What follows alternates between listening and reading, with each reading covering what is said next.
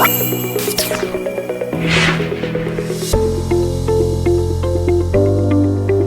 isa ka religyoso, ginatawag kita hindi lang sa pagserbisyo sa sulod sa mga pader sang simbahan, kundi ginatawag man kita sa pagserbisyo kag pagbulig sa tanan.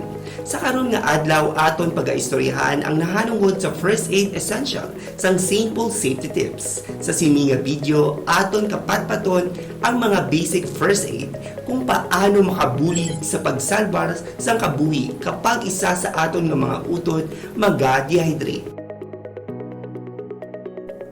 Kung makabatyag ka sa mga sintomas ng dehydration, subong sang pagkatuhaw, dry mouth, dark color urine, importante nga mag-inom sang tubig sa gilayon. Kung grabe na ang day mo dehydration, mahimo kinahanglan nga magadto sa doktor.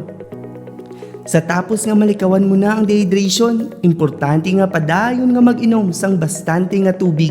Kaglikawan ang pag-inom sang kape kag alkohol. Dapat man magkaon ka sa mga prutas, mga utan, importante man may bastante nga pahuhay.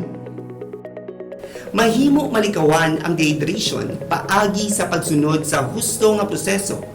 Mga ideya kag aksyon kung paano ini malikawan ukon maatipan ang isa ka tawo nga na-dehydrate. Mahimo naton nini paagi sa pag-uswag sang aton mga ideya parte sa paglikaw kag pag-atipan sa sini.